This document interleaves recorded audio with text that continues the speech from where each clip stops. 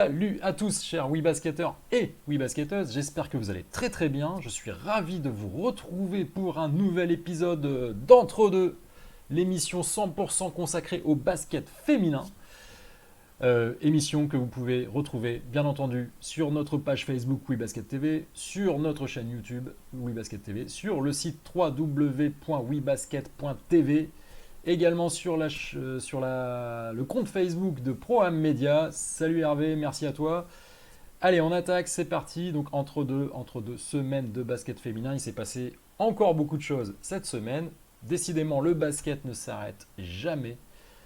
Vous allez voir que la France brille encore, puisque même si l'Eurobasket féminin s'est terminé, eh bien, il y a encore des compétitions, notamment des compétitions de jeunes et des compétitions de 3-3 qui ont lieu cet été. Et on a eu des bons résultats du côté de la France. Une nouvelle qui est tombée là tout récemment, qui est tombée ce matin, la décision pour l'organisation de l'Eurobasket 2021. On en parle un petit peu plus tard. Vous voyez, il y a déjà un indice, hein. On parlera aussi des infos qui concernent l'Euroleague et qui concernent l'Open de basket féminin, donc l'Open de LFB. Quelques petites infos mercato, il y en a un petit peu moins en ce moment, bien entendu. Et on parlera beaucoup plus des nouveaux effectifs un petit peu plus tard dans l'été. Et on fera un point sur la WNBA là, qui bat son plein avec le retour notamment des joueuses qui ont participé à l'Eurobasket. Allez, c'est parti, on entame le premier sujet. La France brille encore. La France brille encore. Suite donc à l'Eurobasket où les joueuses de Valérie Garnier ont obtenu une médaille d'argent, encore une médaille pour l'équipe de France. Eh bien, même chose pour les Bleuettes. Les Bleuettes de l'équipe de France U18. Que voici, que voilà. Hop. C'est mal centré. Allez, je vous change ça directement. Non, ça fonctionne pas. Alors, il faut que je fasse un tout petit réglage. Mais vous voyez, la France, en tout cas U18, a été médaillée de bronze. Allez, on va mettre ça correctement. Médaillée de bronze à l'Euro, puisque c'était l'Euro U18. Donc c'était l'Euro U18 qui se déroulait à Sarajevo, en Bosnie-Herzégovine. Je vous ai mis un petit peu, voilà, l'ensemble de l'effectif U18, forcément on les connaît un petit peu moins bien, même si on a pu les apercevoir, bon, d'abord en Ligue 2 avec le centre fédéral qui joue en Ligue 2, et puis aussi notamment à la finale de Coupe de France. On voit Eo Elgenok qui a aussi joué en Ligue féminine cette année avec l'US Mondeville, Marie Pardon qui a aussi notamment participé au final de la Ligue féminine, un tout petit peu, hein, avec le Lyon Asvel féminin, qui sera l'année prochaine au TGB. Émile Reynaud, du Pôle France Basket, Serena Kessler, donc tout ça c'est les gens de l'INSEP. Vassiana Gomis, qui fait partie aussi de l'équipe de l'USO Mondeville, qui de mémoire d'ailleurs était la MVP de la finale de Coupe de France U18 cette année, remportée par Mondeville face à Lyon. Johanna Ewodo du Pôle France, Camille Lilotte du Pôle France également, Jade Amaoui qui a joué un petit peu en Ligue féminine cette année et en Euroleague aussi probablement, j'en suis quasiment sûr avec le Tango Bourges Basket, Janelle Salin, ou Salon, je ne sais pas comment on dit exactement, qui était au Pôle France et qui va rejoindre les Flammes Carolo l'année prochaine, Eve Maoutou des Flammes qui va elle passer du côté de Reims Basket la saison prochaine, Ténin Magassa, qui est au Pôle France Basket, et Aminata Gay de l'USO Mondeville également. Les entraîneurs, Arnaud Dupillotte, entraîneur principal, et les assistants, Christophe Poncharo et David Morabito. Félicitations à tous. Alors je vous ai mis juste un petit peu les résultats justement du dimanche, hein, de ce dimanche 14 juillet. Alors l'équipe de France avait été éliminée par la Hongrie en demi-finale, et a donc joué la finale pour la 3e place face à la Russie qu'elle a remporté brillamment, 77-45. Et c'est l'Italie qui est sacrée championne d'Europe U18. L'Italie, voilà, qui a une belle génération U18, qui a dominé la Hongrie de 8 points seulement, pour une victoire 70-62. Donc voici la première France qui brille, c'est la France U18 en basket 5-5. Troisième au championnat d'Europe, médaille de bronze. Et il y a une autre équipe qui brille, c'est la France 3-3, la France du basket 3-3. Et là, on a l'équipe de France U23. Alors, c'est la Nations League. Alors, comment ça se passe la Nations League? Il y a 3 groupes, hein, je vous en ai déjà parlé, mais je vais en reparler de nouveau. Il y a le groupe Ouest-Sud, Europe Ouest-Sud, donc ça, c'est le groupe de la France. Vous voyez, avec les Pays-Bas, l'Autriche, l'Allemagne, la Suisse et l'Italie. Il y a un groupe Europe Nord-Est, je crois. J'ai un peu oublié. Il y a un autre groupe 100% européen qui est plutôt à l'Est, d'ailleurs. Et puis, il y a un groupe Europe-Asie. Donc, parmi chaque groupe, on a 6 étapes. Donc, grosso modo, la France a remporté toutes ses étapes sauf une où elle a fait deuxième. Je crois que c'était la deuxième étape. Et donc, en fait, l'équipe de France termine première donc, de ce groupe avec 580 points devant les Pays-Bas, l'Autriche et l'Allemagne qui ont 410 points. Et en fait, dans toutes les étapes, dans les 6 étapes, à chaque fois, ça tourne à 4 joueuses et il y a plusieurs joueuses qui ont participé. Il y a 6 joueuses qui ont participé à l'ensemble des étapes. On a Caroline Herriot de la Roche des baskets, Victoria Majekodunni qui avait joué cette année à Landerneau, Katia Mosengo qui était à Charleville cette année, Hortense Limousin de Saint-Amand Basket, Myriam Djekundade qui était à Mondeville cette saison, Elisa Berkani qui a fait un passage, qui est passé de Bourges à Villeneuve. Donc c'est les 6 joueuses qui ont participé. Quelles seront les 4 joueuses qui seront désignées pour aller disputer la phase finale à Budapest, donc du 13 au 15 septembre 2019. Donc ce sera la phase finale de la Ligue des Nations pour déterminer quelle est la meilleure équipe U23. Allez, on enchaîne assez rapidement. Félicitations à elle également, mais on en saura un petit peu plus au mois de septembre. C'est un format de compétition un tout petit peu particulier. Donc on suivra ça avec attention. On va passer à l'info suivante, qui est quand même une info super importante et très très intéressante pour nous. C'est l'Eurobasket 2021 franco-espagnol. Ça y est, effectivement, il y avait une candidature qui avait été donnée par la France, par la Fédération française de basket et la Fédération espagnole. Une candidature commune pour l'organisation conjointe donc, de l'Euro 2021, donc dans 2 ans. À ces dates précises, du jeudi 17 au dimanche 27 juin 2021, donc c'est les mêmes périodes que cette année, c'est plutôt la deuxième partie du mois de juin. Ce sera donc le 5e Eurobasket organisé en France, après 1962, 1976, 2001 et plus récemment 2013, on s'en rappelle, avec une finale perdue d'1 point face à l'Espagne. Premier titre de cette nouvelle ère espagnole. Donc peut-être que ce sera l'occasion de changer un petit peu de dynastie et de passer peut-être à une dynastie française, on l'espère en tout cas, nous les Français bien entendu. Les rencontres de poules et les quarts de finale seront organisés dans les 2 pays. Les poules espagnoles feront leur quart de finale en Espagne et les poules françaises feront leur quart de finale en France, les équipes issues de ces poules-là en tout cas. Étant donné que ça croise, je pense qu'il n'est pas impossible qu'il y ait des équipes qui, notamment les 2e et 3e de groupe, si c'est comme cette année que ça se passe en tout cas, il n'est pas impossible que ces équipes-là aient à se déplacer. À mon avis, les premiers de chaque poule seront préservés dans leur pays. J'imagine que l'Espagne sera dans une poule qui jouera en Espagne et la France sera dans une poule qui jouera en France. Et en fait, il y aura un regroupement uniquement à partir des demi-finales. Cette année, en fait, les quarts de finale avaient lieu en Serbie, là où certains matchs de poule avaient lieu en Lettonie. Là, cette fois-ci, les quarts de finale se joueront encore dans les pays distincts, mais on fera un regroupement à partir des demi-finales, et les demi-finales, puis les finales, se joueront à l'Accor Hotel Arena. Et je vous pose une question. Dites-moi, d'après vous, quelle est la priorité de cet euro? C'est une opportunité quand même, vraiment, cet Eurobasket qui sera organisé conjointement en France et en Espagne en 2021, c'est une opportunité. Alors, est-ce que d'après vous, le plus important, c'est de gagner? Vraiment, c'est une opportunité pour gagner? Ou est-ce que d'après vous, cette opportunité de l'organisation d'un Eurobasket à la maison, c'est une opportunité pour le médiatiser? Pourquoi je vous parle de ça? Bien entendu, vous l'avez vu cette année, tout le monde l'a vu. Il y a eu une hyper-médiatisation de la Coupe du Monde de football féminin cette année, parce qu'elle était organisée en France.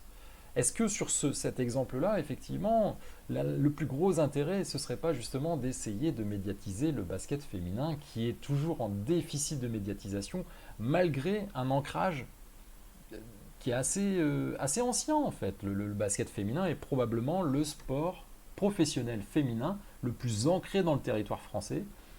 Et en fait, les filles du foot, elles sont arrivées et médiatiquement, elles ont dépassé le basket en quelques années, aussi grâce à des gros efforts qui ont été faits par la Fédération française de foot, il faut leur reconnaître ça. Et on peut être envieux, faisant partie du monde du basket et du basket féminin a fortiori, et même du basket en général, hein, on peut vraiment être envieux sur l'hypermédiatisation du foot. Le basket reste quand même le deuxième sport mondial. Euh, voilà, on espère qu'on sera un peu plus médiatisé. Moi, en tout cas, voilà, je vous ai longuement exposé un petit peu mon avis. Je pense qu'il est plus important de médiatiser que de gagner. Surtout qu'on a une équipe qui est, grosso modo, qui est vraiment capable de gagner.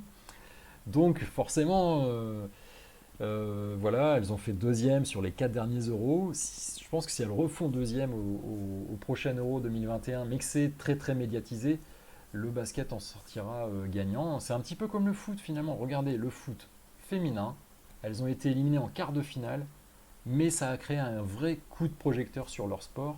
Elles se sont fait éliminer par les États-Unis. Dans le basket, on sait, ça arrive à des gens, hein, franchement. Dans le foot féminin, c'est un peu pareil. Il y a une vraie grosse domination des États-Unis à l'image de ce qui se passe dans le basket. D'ailleurs, du côté masculin comme féminin. Donc moi, c'est mon avis, mais dites-moi, est-ce que vous pensez que la priorité, c'est de gagner la compétition, profiter de cette opportunité pour gagner la compétition et on sera à domicile et probablement qu'on ne rencontrera pas l'Espagne avant les phases finales et ce serait en France. Demi-finale ou finale. On verra, il y aura peut-être une nouvelle génération espagnole aussi, hein. L'un des côtés négatifs de cette génération espagnole qui est expérimentée, c'est que peut-être dans 2 ans, il y a des joueuses qui seront un peu moins en forme ou qui auront peut-être arrêté. Est-ce que Laia Palau sera encore en équipe d'Espagne? Ça commence à vraiment pas être sûr. Maintenant, elle nous a vachement surpris jusque-là, donc elle nous surprendra peut-être encore. Donc on aura peut-être un rapport de force un peu différent. Gagner, je pense qu'il y a beaucoup de gens parmi vous qui ont vraiment envie de gagner maintenant, qui en ont vraiment marre d'être deuxième. Donc dites-moi un petit peu, est-ce qu'il y a une autre priorité que j'aurais pas forcément détectée? Y a-t-il une autre priorité à part gagner ou médiatiser? Voilà, une opportunité avec le Eurobasket féminin en 2021. Dites-moi ce que vous en pensez. Moi je pense que c'est très très bien, je pense que c'est vraiment l'opportunité. Il faudra vraiment essayer de médiatiser cet événement au maximum. C'est vraiment une opportunité. Allez, passe au sujet suivant, parce qu'on a des nouvelles infos concernant d'abord l'Euroleague. Alors, on va passer à l'Euroleague. En fait, l'Euroleague, voilà, cette semaine, il a été dévoilé toutes les équipes qui participeraient à l'Euroleague, hein. Vous savez que c'est toujours un petit mystère. On ne sait pas vraiment toujours qui va participer, qui va pas participer. Est-ce qu'on va devoir jouer un tour préliminaire ou pas? Alors, on a l'ensemble des équipes. Je vous les ai classées sur la gauche. On a celles qui sont qualifiées d'office. Vous savez, c'est 2 groupes de 8 équipes, l'Euroleague. Donc, on a 16 équipes au total. Il y en a 13 qui sont qualifiées d'office. Et il y en a 6 qui vont jouer un tour préliminaire pour les 3 places restantes, hein, puisqu'il faudra 13 et 3 places restantes. Je vous les ai classées par pays également, pour vous rendre compte, hein. Vraiment, on a les 3 Russes. Les 3 gros Russes. Ekaterinbourg, vainqueur de l'Euroleague cette année, face à Koursk, qui est sur la 3e ligne, hein, au Dynamo Koursk, et Nadezhda Orenbourg, qui a gagné l'Eurocup face au BLMA cette année. Donc vraiment, là, on a les 3 grosses équipes russes, les 3 plus grosses équipes d'Europe, qui seront bien évidemment en Euroleague, et tant mieux, hein, c'est aussi le but d'avoir les toutes meilleures équipes en Euroleague. Nous aurons 2 équipes turques d'office, Fenerbahçe, qui était quart de finaliste cette année, Çukurova Basketball, donc Fenerbahçe qui a gagné le championnat turc face à Çukurova Basketball.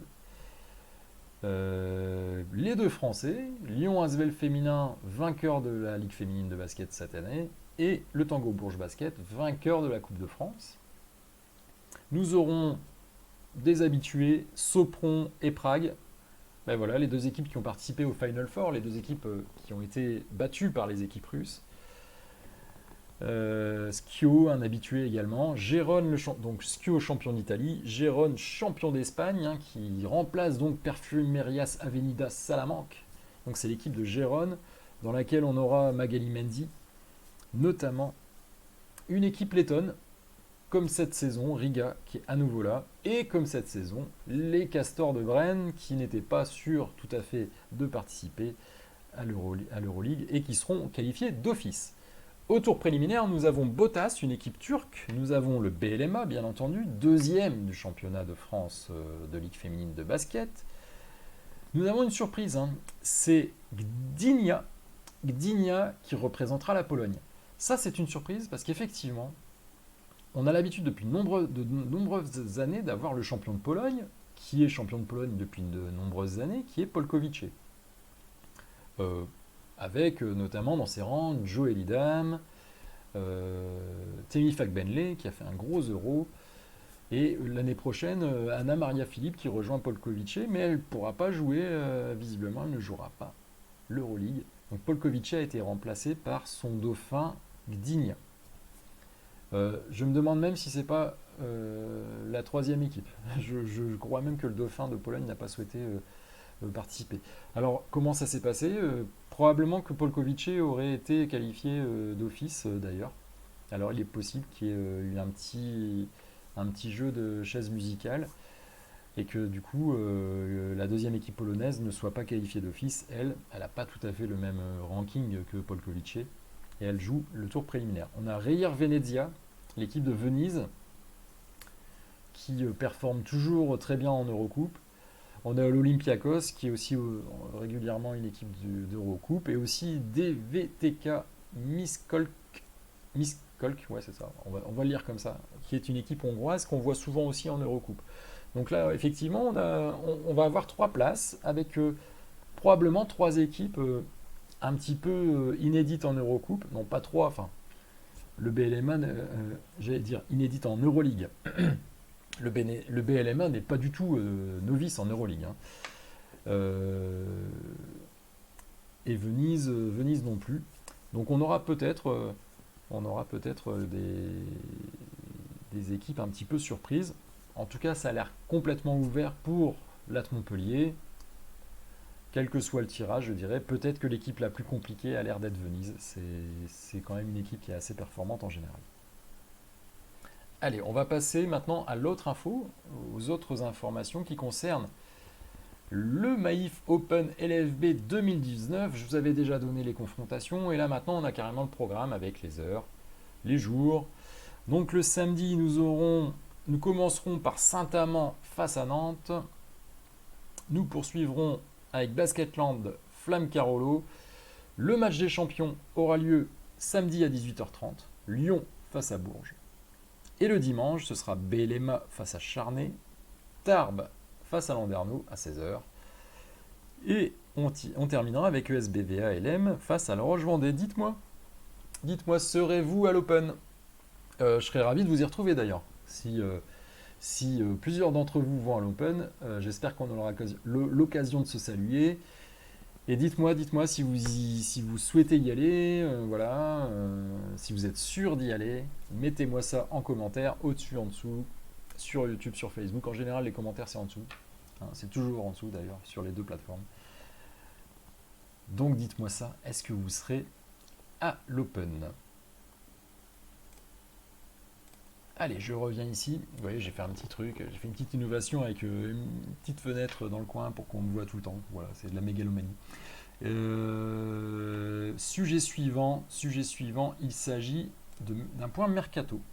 C'est ça, petit point mercato. Il y a 2 recrues, mais du coup, pour une fois, j'ai un peu plus détaillé les profils de ces recrues-là. Qui finalement sont des recrues tardives, donc pas forcément des recrues prioritaires pour les clubs, mais du coup, on va mettre un petit peu de lumière sur ces 2 joueuses qui sont arrivées dans le championnat de France. Donc, nous avons du côté de Charnay le promu, Charnay qui doit être malin pour essayer de recruter des bonnes joueuses, probablement à moindre coût. Et qui est-ce qui arrive? C'est une joueuse nigériane qui s'appelle Promise Amukamara, qui n'est autre que l'alter ego d'Ezine Kalou, qui a signé à Landerneau, qui sera à Landerneau l'année prochaine. Donc on a 2 Nigérianes qui arrivent donc dans le championnat de France. On avait Uju Ugoka déjà du côté de la Roche-Vendée. Et donc on a 2 Nigérianes supplémentaires. Promise Uma Kamara, qui est une arrière américo-nigériane comme Ezine Kalou, hein, si je ne dis pas de bêtises, je pense qu'elles ont toutes les 2 la double nationalité. Et elle arrive en provenance de Roumanie, de Satu Mare. Elle tournait à 14 points, 4,5 passes décisives en Roumanie. En Roumanie et pas en Roumanie. Hop. Non, j'y arrive pas. Roumanie. Voilà, il manquait même des lettres. Et du côté des Flammes, il manquait une joueuse, effectivement. C'était une grande attente de la part de pas mal de supporters des Flammes Carolo. Et ce sera une joueuse intérieure brésilienne.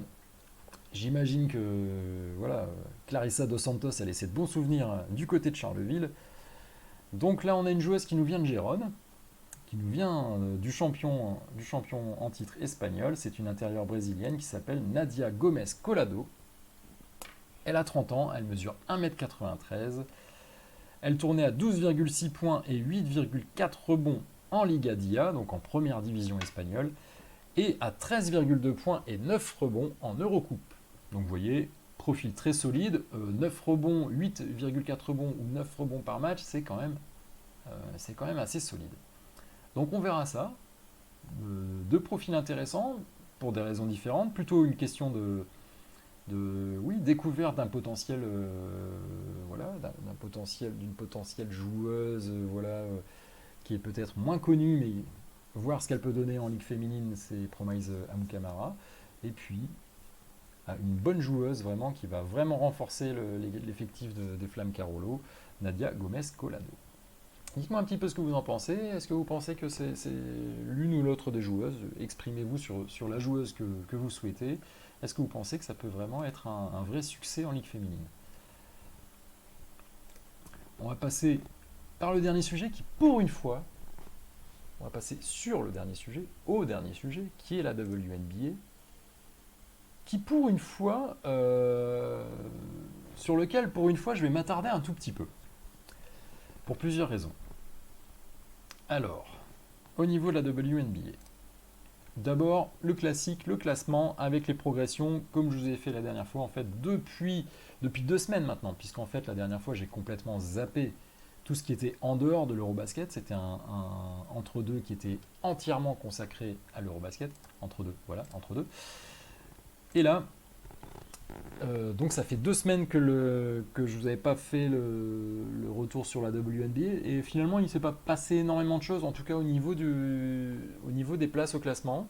Et on commence à rentrer dans le cœur de la saison de WNBA, donc les matchs s'accumulent et ça commence à être un petit peu difficile de gagner des places. Néanmoins, c'était Washington Mystics qui était en tête du classement la dernière fois, le Sun du Connecticut était deuxième, mais là cette fois c'est Las Vegas qui est passé devant. Et on reparlera d'ailleurs de Las Vegas un petit peu tout à l'heure et de Washington aussi, qui sont un petit peu les 2 équipes qui semblent dominer les débats en début de saison, qui ont le vent en poupe, dirons-nous. Vous voyez, les Minnesota ont gagné quelques places aussi, Los Angeles n'a pas bougé, Seattle, grosso modo, Minnesota a pris la place de Seattle, la 4e place de Seattle, et Seattle a pris la place de Minnesota, la 6e place. Le Chicago Sky, Phoenix Mercury et New York Liberty restent stabilisés dans le ventre mou plutôt vers le bas du classement. Et Atlanta ne bouge pas. Atlanta, 5 victoires, 11 défaites. Vous voyez, c'est c'est le résultat tout à fait inverse de Las Vegas, qui lui a 11 victoires et 5 défaites. Vous voyez, quand on a un ratio comme ça d'un tiers de défaites, ben on est premier. Quand on a un tiers de victoires, on est dernier. On va parler du All-Star Game. Le All-Star Game, les votes sont clos, les votes des fans sont clos, et donc on connaît le choix des fans. Aujourd'hui devait être annoncé le choix des coachs. J'ai vu le choix des coachs, mais je n'ai pas vu le deuxième choix, qui était le choix des remplaçantes, qui sont, je pense, désignées par les coachs. Je n'ai pas vu l'information. Donc on a le choix des fans, qui constitue en fait le top 10. Et les deux meilleures joueuses, c'est comme en NBA, les deux meilleures joueuses sont chacune capitaines de leur équipe. Et je ne sais pas si elles vont choisir, je pense que ce sera la même chose, elles vont choisir probablement leur joueuse avec une petite draft, en fait, comme ils appellent ça également. Donc le All-Star Game aura lieu le 27 juillet à Las Vegas, équipe dont on a déjà parlé. Et les deux joueuses qui ont été plébiscitées, c'est Elena Delle Donne, là, voilà, ici, et puis AJ Wilson. Elena Delle Donne des Washington Mystics et AJ Wilson de Las Vegas. Et puis regardez, les coachs, c'est Bill Laimbeer. Alors Bill Laimbeer, le bad boy, je vous l'ai mis en bas là en photo, vous voyez, il a changé, mais il est toujours aussi méchant, probablement. C'est le coach de Las Vegas, donc il jouera à domicile lui. Et Mike Thibault, probablement un descendant d'un colon français, probablement descendant d'un Thibault, donc qui est le coach des Washington Mystics. On fait le détail très rapidement des autres joueuses. Liz Cambage, l'Australienne des Las Vegas Aces, Chelsea Gray de Los Angeles Sparks, Brittney Griner, qu'on connaît très bien, multi-championne d'Europe avec Ekaterinbourg du Phoenix Mercury, Natasha Howard du Seattle Storm, Jonquel Jones de Connecticut, Jewel Lloyd de Seattle Storm, Kayla McBride, Las Vegas Aces, qui sont très représentés quand même dans dans ce All-Star Game, et Kaya Nurse, qui elle représente le New York Liberty. Voilà, dites-moi un petit peu ce que vous pensez. Est-ce qu'il y a des joueuses, si vous suivez très précisément la WNBA, y a-t-il des joueuses qui auraient mérité? Y a-t-il des surprises? Y a-t-il des joueuses qui manquent vraiment dans ce All-Star Game? Sujet suivant et dernier sujet de l'émission. On va faire un petit focus sur une joueuse qui vient d'arriver en WNBA. Je vous le donne en mille, vous l'avez deviné, vous n'attendez qu'elle. Il s'agit de Marine Johannes. Marine Johannes a disputé ses 2 premiers matchs en WNBA avec le New York Liberty. Son équipe, donc qui est aussi l'équipe de Briar Hartley, sa coéquipière en équipe de France, qui est aussi l'équipe de Kia Nurse, dont j'ai parlé tout à l'heure, et notamment d'Amanda Zahui, l'intérieure suédoise qu'on a eu l'occasion de rencontrer à l'Eurobasket. Et voici le bilan de ces 2 premiers matchs. Alors ce sont 2 défaites. Première défaite à Chicago sur le score de 83-99. Marine Johannes a joué 16 minutes. Elle a mis 10 points à 57% au tir. Donc le tir réel, je le rappelle, le tir réel, c'est le tir sans les lancers francs. 3 passes décisives, 1 rebond. En 16 minutes, franchement, chapeau, c'est pas mal du tout. Il y a des vidéos qui tournent sur Internet, vous pouvez aller voir notamment sur la page du New York Liberty, sur la page Facebook, vous verrez une vidéo, je pense qu'il s'agit du premier match justement face à Chicago. Et des 10 points de Marine Johannes. Ensuite, une défaite à nouveau 69-78, il y a eu un peu moins de scoring dans ce match. 14 minutes de jeu, un tout petit peu moins de minutes de jeu. 7 points, et encore une fois beaucoup d'adresses. 1 sur 2 à 2 points, 1 sur 2 à 3 points, 2 sur 2 au lancer franc. Ce qui nous fait 2 plus 3 plus 2, 7 points. 2 passes décisives et une interception. En 14 minutes, c'est vraiment pas mal. Alors dites-moi, que pensez-vous? Dites-moi en commentaire, pensez-vous que Marine Johannes va réussir en WNBA? Va-t-elle réussir en WNBA? Ça a l'air intéressant. J'ai vu les vidéos. Je vous invite vraiment à aller les voir si vous ne les avez pas vues. On voit vraiment que déjà ses coéquipiers lui font confiance. On lui passe la balle quand elle est sur le terrain. Je pense que personne n'est insensible au talent démontré par Marine Johannes. Je pense que toutes ses coéquipières ont vu des vidéos de ses prestations. Il est même pas impossible que Brian Hartley leur en ait parlé assez sérieusement. Et donc, moi, je suis assez confiant. J'ai vraiment l'impression que, déjà, il faut que Marine Johannes joue vraiment pour le plaisir. Je pense que c'est vraiment ce qu'elle doit faire toute sa vie. Tant que Marine Johannes jouera vraiment pour le plaisir, pour s'amuser, et aussi pour gagner, hein, pour gagner en s'amusant, elle va vraiment exploser. Et peut-être qu'à l'Eurobasket, elle s'est peut-être mise un tout petit peu trop de pression. Dans 2 ans, ça va être à domicile l'Eurobasket. Il y aura vraiment de quoi se mettre encore plus de pression. Et je pense vraiment que c'est quelqu'un qui doit jouer vraiment pour le plaisir, et uniquement pour le plaisir, et en tout cas en majorité pour le plaisir. Et je pense qu'aux États-Unis, elle peut vraiment s'éclater. C'est peut-être un petit peu plus d'ailleurs, peut-être un petit peu plus la mentalité là-bas sur le côté vraiment, on s'éclate individuellement, puis on n'hésite pas à tenter des choses. Et aux États-Unis, on ne vous reprochera pas d'essayer, mais il faut réessayer, et justement passer au-delà de l'échec. Donc ça peut tout à fait lui convenir. Le début est franchement pas mal pour des temps de jeu aussi faibles. Elle a vraiment bien performé. En tout cas, on lui souhaite de réussir, de prendre beaucoup de plaisir et de prendre du scoring, et de faire des passes. J'ai déjà vu une passe à l'aveugle qu'elle a faite, hein, un petit peu à contre-temps, qui a surpris la défense. Donc voilà, qu'elle joue son jeu. Et puis je pense qu'elle va régaler les Américains tout simplement. Allez, les meilleures choses ont une fin. J'étais ravi de vous retrouver, encore une fois, pour un nouvel épisode. Je vous dis à la semaine prochaine, lundi, 19h, pour un nouvel entre-deux. D'ici là, portez-vous bien. N'oubliez pas de télécharger notre super vidéo qui s'appelle Joue-la comme Proust, où on a interviewé 5 joueuses de l'élite féminine en leur posant des questions de personnalité. Vous pouvez la retrouver dans la description ou cliquez sur le lien. Et vous pourrez la télécharger, vous la recevrez directement dans votre boîte email. Je vous remercie, je vous dis à très très bientôt. Je vous souhaite d'excellentes vacances, un excellent été juillet-août. Moi, de toute façon, je vous retrouve la semaine prochaine. Vive le basket et vive le basket féminin. Ciao ciao.